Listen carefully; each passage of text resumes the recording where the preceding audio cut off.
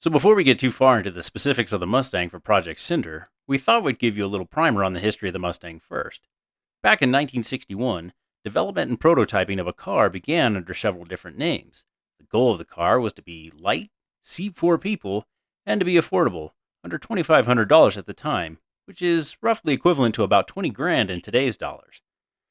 The car, which would eventually become the Mustang, supposedly named after the World War II P-51 Mustang fighter plane, originally looked nothing like the Mustang that we know and love today. In fact, the 1962 prototype looked more like a Plymouth Superbird without the iconic rear wing. This car would go through several more iterations of prototypes until in 1964, the Mustang was unveiled and was an instant huge success. The first of the Gen 1 Mustangs was largely based on parts for the Ford Falcon. The idea of the Mustang was for it to be designed by the buyer, meaning that cars could be customized with a slew of options so that anyone who bought a Mustang would get the Mustang they wanted, and not everyone was driving the exact same car. The Gen 1 Mustangs would see engine upgrades all the way up to the Gen 2 Mustangs in 1974, the most powerful of which were the Cobra Jet, Boss 428, and Boss 429 engines that made over 300 horsepower. The body would see changes that included the iconic fastbacks made famous by films such as Bullet and Gone in 60 Seconds, not to mention the Mach 1, which debuted in 1969. In 1971, we would see the last of the body restylings for the Gen 1 Mustangs, and in 1973, with the advent of the oil crisis and waning sales, the Gen 1 Mustangs were discontinued. In 1974, Ford debuted the Mustang II. This era of Mustang is often considered a dark period for Mustang enthusiasts, as the Mustang no longer focused on big displacement engines that pumped out horsepower. Instead, the Mustang focused on fuel economy, with the largest of the motors only making 140 horsepower. And while this was unpopular with racers, it was a great success with the general public. This generation of low-power Mustangs ran from 1974 to 1978. In 1979, we saw the birth of the modern Mustang, based on the Fox platform. This generation of Mustangs would come to be known as Fox Body Mustangs. The body styling was much more angular, had a wider wheelbase, and the power plant would see a slow increase in power over the 14-year production run of Fox Body Mustangs, as automakers began to get a handle on fuel emissions and fuel economy. This third generation of Mustangs was, and still is, super popular amongst Mustang enthusiasts and modders. In 1973, the Fox Body Mustang was discontinued, and in 1974, the Mustang received sleek, modern styling by designer Patrick Chavon, with nods to earlier Mustangs.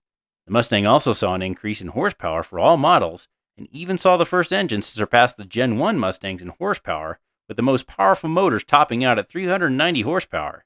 This style of Mustang would run until 2004. In 2005, we saw the first generation of Mustangs that largely resembled the Mustang being produced today.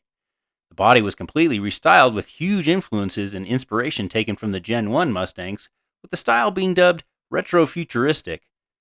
The body itself was more aerodynamic than its predecessors, modern performance parts were placed throughout the vehicle, and the power would again be increased across all models.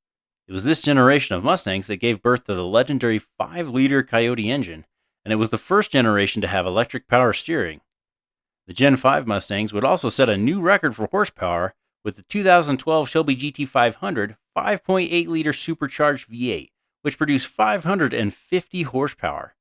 The Gen 5 Mustangs would run to 2014, which brings us to the present generation. The 6th generation Mustangs began production in 2015 and focused on smaller, more powerful engines that utilized the recent advances in turbocharging. The base model came with the 2.3-liter EcoBoost that produced 310 horsepower, making it light and fast. The 6th generation Mustang was also the first generation to feature an independent rear suspension and reintroduced the Mach 1 label after a 17-year hiatus. In 2020, the Mustang was available with the Predator V8 engine that produced a ludicrous 760 horsepower. Ludicrous speed! Go! Now, I know I've skipped plenty of details of the history of the Mustang, including the new electric Mach Ii, but I would need hours of video content to produce it, let alone a couple of minutes, and to be frank, there are people out there that are more qualified than I am to provide the history of the Mustang. If you want to know more about the history of the Mustang, I highly recommend you check out My Classic Car TV's interview with Don Frey on the origins of the Mustang, Donut Media's Up to Speed featuring a consolidated history of the Mustang, and Bladed Angel's History of the Mustang. Links will be in the description. But for now, let's get back to the Mustang for Project Cinder.